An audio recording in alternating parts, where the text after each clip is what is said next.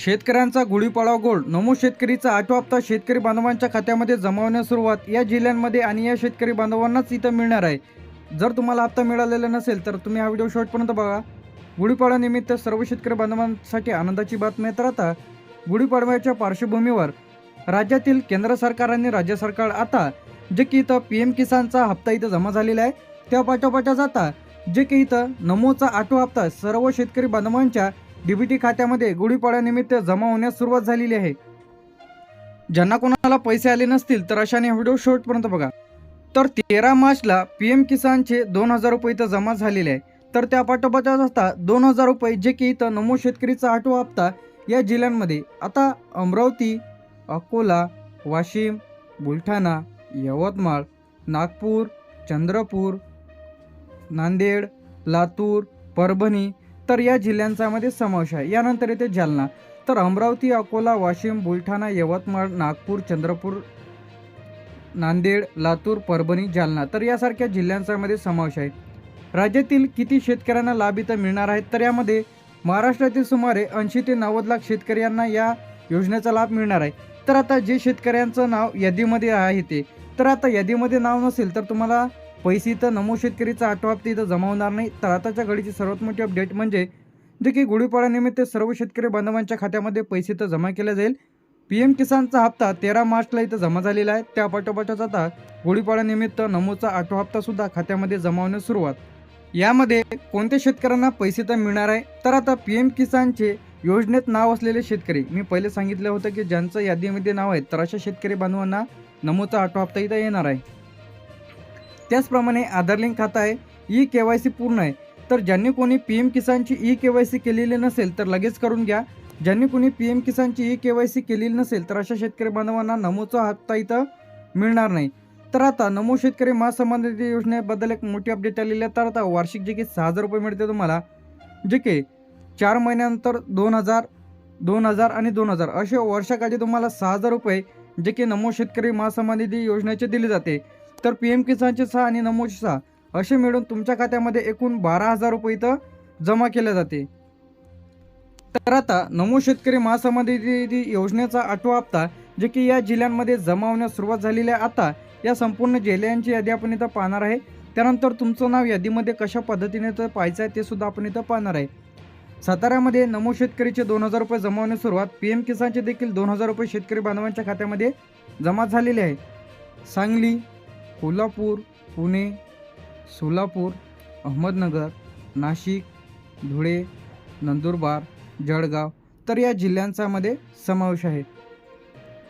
यानंतर येते आपलं छत्रपती संभाजीनगर, जालना, बीड, लातूर, धाराशिव, नांदेड, परभणी, हिंगोली तर या जिल्ह्यांचा मध्ये समावेश आहे.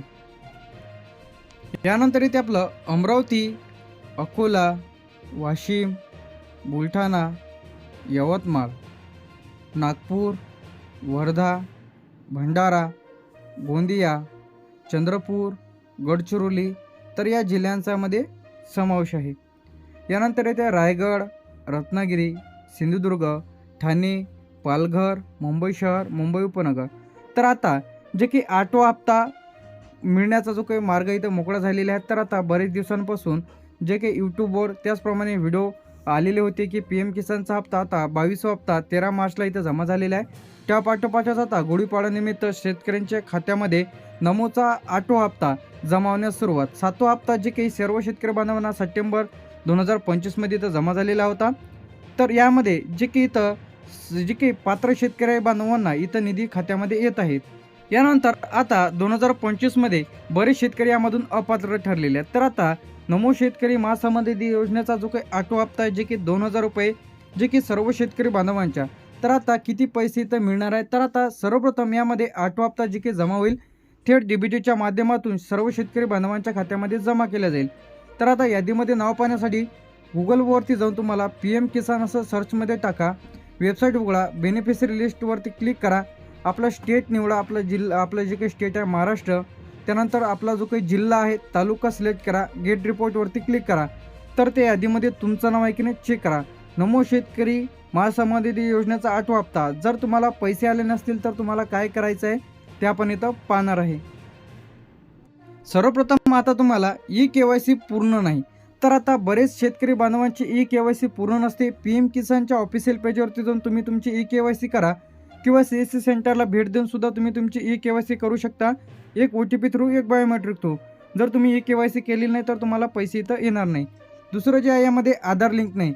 जर तुमच्या बँक पासबुकला DBT लिंक नसेल, आधार लिंक नसेल तर तुम्हाला पैसे इथं येणार नाही. बँकमध्ये जाऊन तुम्ही तुमची KYC करून घ्यायची आहे. यादीत नाव नाही. तर आता PM किसानची नवीन यादी तर अपडेट झालेली आहे. तर आता यादीमध्ये नाव चेक करा. PM किसानच्या ऑफिशियल पेजवरती जा. यादीमध्ये आपलं जे काही स्टेट आहे, स्टेट सिलेक्ट करा. आपलं महाराष्ट्र, जिल्हा, तालुका, गावाचे नाव आणि त्या गावाच्या यादीमध्ये तुमच्या नाव की नाही चेक करा. जमीन नोंदणी समस्या. बरेच जणांच्या सातबारावर चुकीचं नाव असते व चुकीची नोंद केलेली राहते. त्याचप्रमाणे आधारवर वेगळं नाव राहते, बँक पासबुकवर वेगळं राहते, सातबारावर वेगळं राहते. त्यामुळे तुम्हाला पैसे इथं येत नाहीत. यानंतर तुम्हाला लेखी अर्ज द्यायचा आहे. काय द्यायचं आहे? लेखी अर्ज. तर आता यामध्ये ग्रामसेवक असेल, कृषी अधिकारी, तहसीलमध्ये तुम्ही हा लेखी अर्ज इथं या ठिकाणी देऊ शकता.